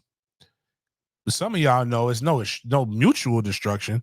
It's meaning if I don't watch my motherfucking mouth, that motherfucker might rearrange my teeth. And the dentist bill is going to be a little bit high. Or I have to pray that this guy gets tired before the police come. And that doesn't always work in our favor. Again, nobody's calling. I'm shocked. Got the phone lines here. If nobody wants to call, nobody wants to fucking call me. I'm getting fucking jealous. George, I don't look as good as Jen. And I'm not as handsome as George. But damn, they get all these fucking calls. Nobody wants to call me, ask me fucking questions about this shit. But y'all pop off all this shit on fucking social media about your fucking fears. About all the things that you're caring about. Like, don't be a care bear on social media. When I give you the opportunity to care and like want to help you get through this, you don't call. Like, it's here. I'm here for you. Let me call you a bitch to your face or like help walk you through this shit.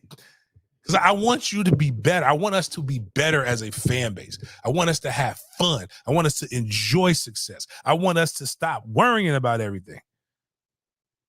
We did forget a lot of them are at work. That's right. Oh, yeah. Y'all don't work. Every time I call my friends with a job, they answer. The only people who don't answer are those of us who don't have a real job. When you call my phone, I'm not answering. You got to send me the text message. I listen to the morning shows. Hi, this is Sally calling. I want to call as the anonymous thing of some things that I've ever done that's embarrassing. Are you at work? Yes, that's why I'm whispering. Because I'm at work and I don't want anybody to hear me. Bitch, I know you got some fucking. The problem is that if you got me on speaker, then I'm going to say something that's going to get you fired. And I don't want you getting fired because if you're fired, then that means you're going to be a white. And this is not a whites chat. We want coloreds. I need more coloreds. I need more 399s. I need more greenies.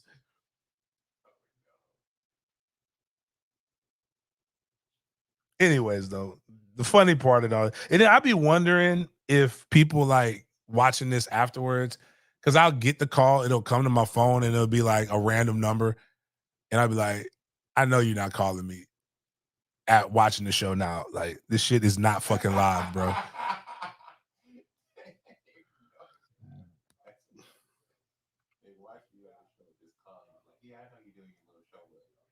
That my mom is the queen of that shit. Mom don't ever, when she was working, never call me when I'm not busy. Only time to call me is when I'm on my show. I got the same fucking hours. Then I couldn't do 7-ish. You had to start on time. Or we would get yelled at and get fussed at. The last thing that everybody's worried about, free my dog Alex Atkins. We got hit with a little slap on the wrist. Got to do a little bit of time. We'll do that time standing up, chest 10 toes down, chest up. Florida State got hit with NIL sanctions. The first school to get hit with NIL sanctions because we have a wartime consigliere and because we said fuck the other side, fuck the ops. We don't give a shit. We coming at everybody and we still coming. We got the bread. We negotiated the settlement though. But it's still crazy that we got this. And it goes back to the Mims situation. So Amarius Mims 2 years ago, before the 10-3 season, was a kid that was committed to that was at Georgia. Oh my bad. What does that blue say? That says more Polynesians, Topos, and Lolo. Mm-hmm. Also, you don't have to be a greenie to call. No, you don't have to be a greenie to call. The number's up there. You can call. You can call as long as you got something to say. But the NCAA, with all of the things that are going on, decided that they wanted. Oh, my bad too. Our transfer rating is 93. The kids that we had leave, the 18 players we had leave, average 62. So we're upgrading the floor. Florida State got hit. We got bammed. And part of the reason why we got hit was because there was a kid we wanted, Mims, who hit the transfer portal. And we did some things that they hit us with the NIL infractions. but it mainly stems from we had a coach, and it's public knowledge now. Alex Atkins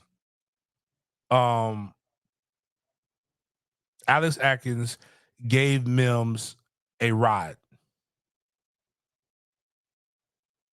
That was it.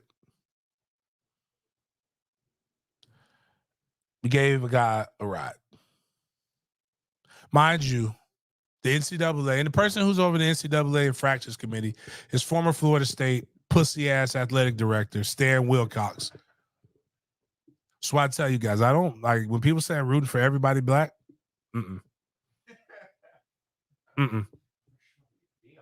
Not at all. I kind of want Deion to be successful. I just don't like Deion personally. I don't fucking like Stan Wilcox. Stan Wilcox is trying to fuck Florida State every time he gets a chance. Stan Wilcox is why we got the biggest heist, the biggest African-American heist in the state of Florida history in the Willie Taggart contract. He was responsible for that shit. He signs them and then fucking bounces on us in the middle of the night. Didn't even want to be around for that. Said, fuck y'all, I'm out of here. Stan Wilcox is over the infractions committee. They literally had FBI in Miami. They knew they had Miami cheating. They had everybody else, all these other things, and who gets leveled with? It's not even level 1 fractions. It's level 2, but they make a big stink about it with us. Meanwhile, we literally got Michigan in 4K. Yeah. Cheating. Harbaugh had a what people don't remember is before the season started, Harbaugh got slapped with a 4-game suspension. And Harbaugh said, no. Not gonna do it.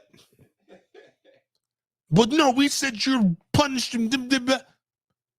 Well, I'm just not gonna do it.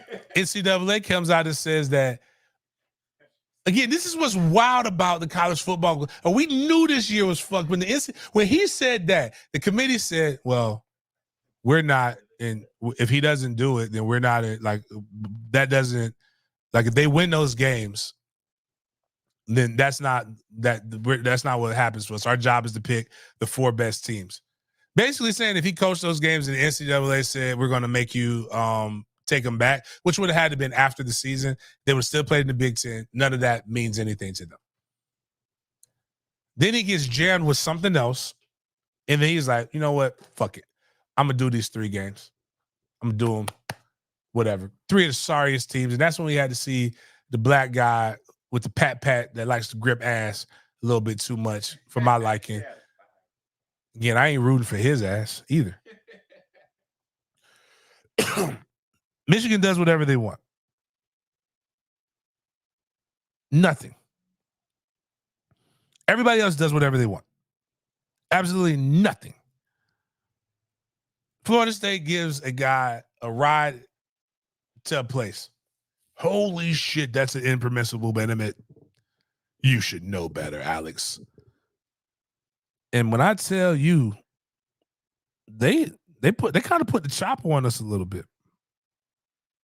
It's the first of its kind in the NIL era. The school has to disassociate with the NIL collective representative for a term of 3 years. The school must also disassociate from the NIL collective for 1 year as well.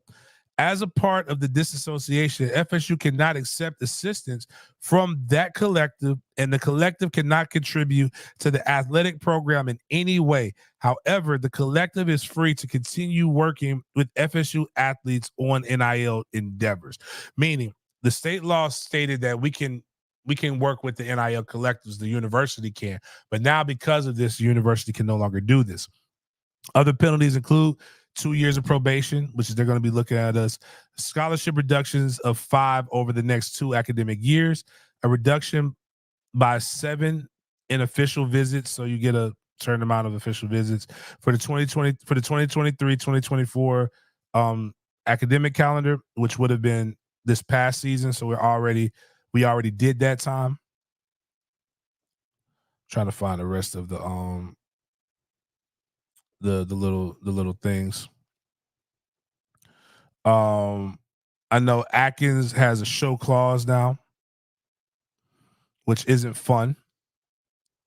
A 2-year show clause order for the assistant coach, including suspension from the next 3 regular season games, a 2-week restriction on recruiting communication, and required attendance at an NCAA regional rules seminar. A restriction from off-campus recruiting during the fall for 2023 assistant coach. So that was last season. A 3-year disassociation with the booster, a $5,000 fine plus 1% of the football budget. We eat that shit. 5% reduction in football scholarships. That's the 5 scholarships. A reduction in pay official visits in the football program.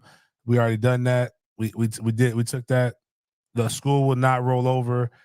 We had 6 unused official visits from the other calendar year. So we're straight for this recruiting calendar. A reduction in recruiting communication, total of 6 weeks. We already ate that. A reduction in the number of in-person recruiting days for 23-24 academic year and 18 during spring of 24. So basically Alex got to do his 2-year show clause. If they didn't count last year, we have to have a reduction in 5 scholarships over the next couple of years, but with NIL doesn't really mean anything anymore because you can just pay somebody to be a walk-on. And a reduction in in-person recruiting days. The other crazy part is the association with the collective that they have to disassociate with is Rising Spear. Rising Spear, though, basically got kind of nullified a little bit when Battle's End came about. So what are we even fucking talking about anymore? So like, fuck all that shit. We got snitched on. And here's why I was upset about the Zion thing coming out. The Zion thing comes out, and Zion specifically asked to not have a lot of press, right? So when Zion comes out with this shit, On3 reports it. They're national guy.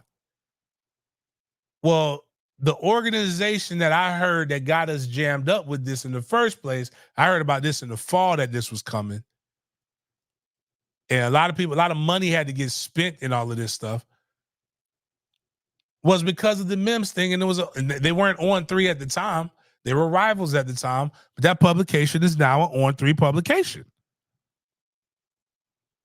So they brought it to people's awareness, and then from there, allegedly, a Georgia staffer got the rest of the information because, man, boy, were they fucking thorough. Bitches knew the name, make, and model of the fucking car and everything. I'm just joking. I don't know if they knew all of that. But they were really thorough, and they got us. They got us.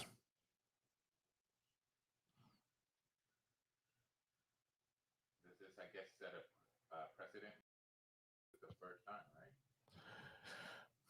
It kind of sets a precedent, but like,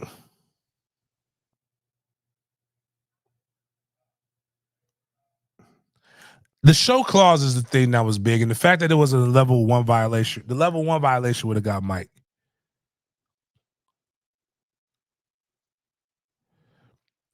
Alabama's they've closed the eyes for betting for Alabama. The next coach. Rodell, the running back from Alabama, is here with Yak.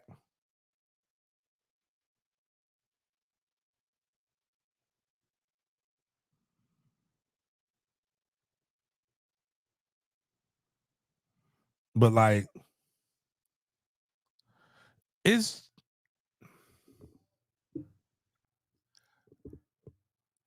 sucks. But like, I just read you what the stuff was, man. We'll be all right. Eat that shit. Take it on the chin. Keep riding. Keep rolling. It was a negotiated settlement. So Florida State knew what they could take, and we took that. Move forward.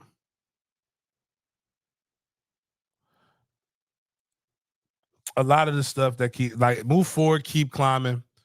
Mike got us. My take on all of these things, man, is relax. Good things are coming down the pipeline.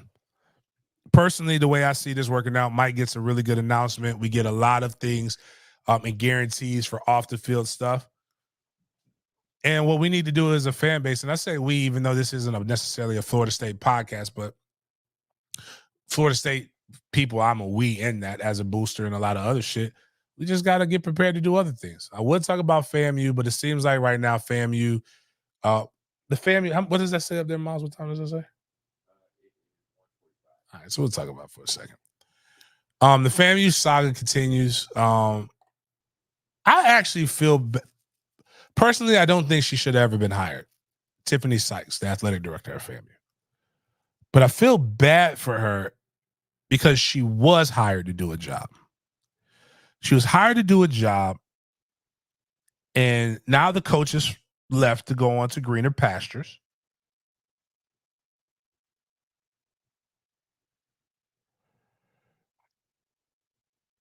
He's going to greener pastures, and they're doing everything in their power to undercut her. They told her the guy that she wanted to hire wasn't going to happen. So apparently, in the players, a lot of the players have said that they want to see James Colsey or Billy Roll be coached. Here is what I've been texted about why she should be fired. And this is a long-ass itinerary, and this is crazy. Tiffany Sykes needs to be fired because the relationship with alumni, direct support organizations, and all other supporters is irreconcilable damage. Bad hire from the start. She wasn't a top 12 candidate, and so whoever made the decision should be fired also, which is relatively true. Unfortunately, that will put the president, even though I don't think that was what he wanted. That was other people wanted somebody from the outside. Immediately came in and destroyed the relationship with the OBC, Orange Blossom Classic. Lied on the folks saying they were not paying us right, but all monies we got there was a plus because all expenses were paid, and they totaled more than any regular home game and was going up $450,000 after all expenses were paid. That's what she told the alumni base, but then they got the receipts. She changed the investing in champions package without doing due diligence to see that the package was a donation on top of the cost of the package. Again, deceiving the alumni. Now, once has she even put a plan of action in place and shared it with the alumni stakeholders to show direction in which we are trying to go into athletics. Did not follow up and take advantage of the Rattler Strike Tour, and she was shared with by the alumni. But the end of the summer tried to deceive the alumni base again because she never hit major cities such as Atlanta. Had all summer to plan for football games and fundraise, but failed to do so in a timely manner and caused a major disaster in tailgating, interest in the game, and failed to check electronics for interest on game day. We finished second in attendance in SWAC and in top 10 in the country. We had $500,000 payday from USF. We had about $1.2 million gate split, which is our share of the Florida Classic. And we had money making game in the SWAC championship game and then the Celebration Bowl. But yet we are supposed to have between $800,000 to $2 million in deficit. So make that make sense since we balanced our last year's budget. Once we had led the SWAC and Coach Simmons' history winning in the SWAC, so we knew the possibilities of him being pursued. Our AD did nothing. She was arrogantly plotting that she was the guru on hiring coaches and didn't faithfully do anything to protect our image, history, keeping coach in place, blah, blah, blah. And then she came to the alumni support organization in a deceptive manner to ask for donations to pay our staff to keep them in place. While all alone, she was planning to hire one of her friends and basically said, screw Rattler Nation, I'm the AD, and went into silence. Rattler Nation, this whole thing was built upon a deceptive lie about black girl power, so it would protect her inefficiencies because she knew women in the world would frown upon someone challenging a black woman in position that many felt was kept from men. But this is the furthest from the truth. All one has to look at is the fact that the last few ADs were chastised while trying to do their jobs, and they all were black men. Now, that is very true. They made Kelly Winslow's life hell. They made Milton Overton's life hell. They got rid of the last guy because he might have been gay. Legit. It's not like no bullshit. The motherfucker was gay. I mean, well, technically he was sleeping with a notable alumni who was a politician. So it might have been maybe a little bit more to that. But like what it's looking like is they're not going to hire Gibbs anymore and they're going to stay in-house with the guy. It's looking like that. I think that's a dangerous precedent because I don't believe athletes should have athletes, and I think certain alumni should have the voice of the alumni base, but not everybody. And I think that we are looking at this from a situation like we would fire Alford if Alford did some shit that we didn't like.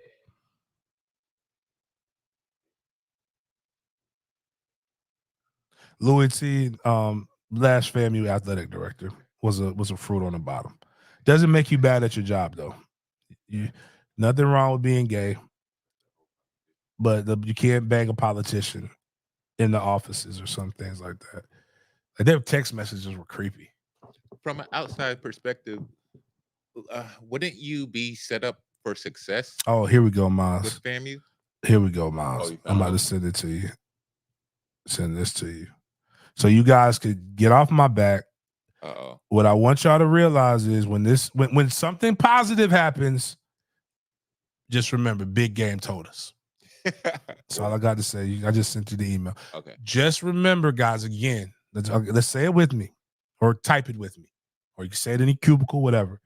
When something positive happens, remember, Big Game told us. When I panic, you panic. We have a wartime consigliere. You don't play that shit. He tagged President McCullough and Coach Norvell. He put one tribe. So in an hour, I hope to see my guy. I hope to dap my guy up, and I hope my guy buys lunch.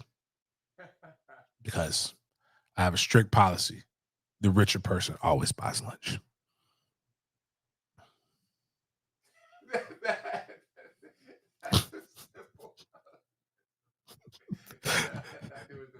That's nothing more to it. I would never buy lunch with a person that's making fucking $8 million goddamn dollars. Fuck this look like. One of the funniest stories, like, I got to get some people on.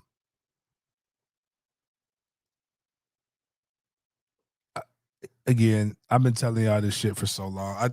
It's so tiring being the Frazier of sports radio.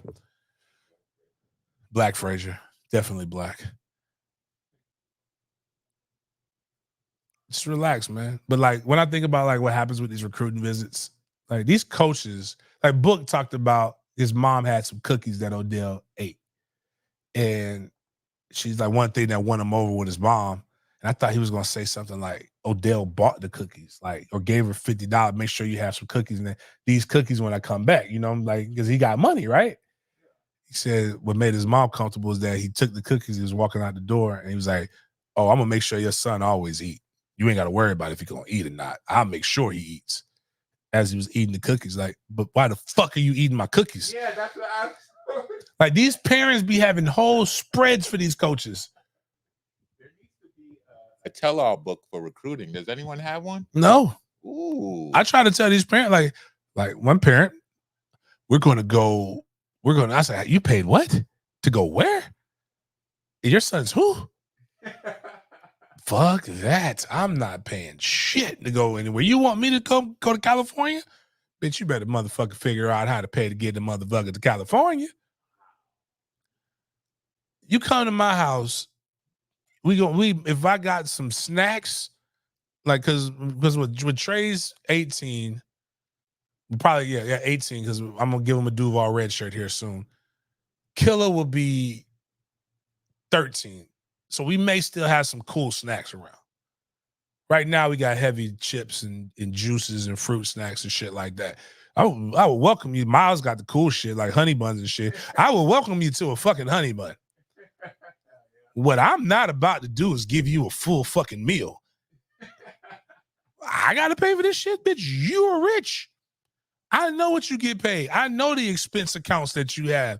No, you need to be taking us out to eat. That's how this works. If you want food, Sir, go buy us some groceries. We will make the food fucking happen. Got another one? Bobby Davis. Got another Bobby? But all this shit where they feeding these codes, like Pop Deloach made them oxtails. Whoa, really? Oxtails are not cheap. Anyways.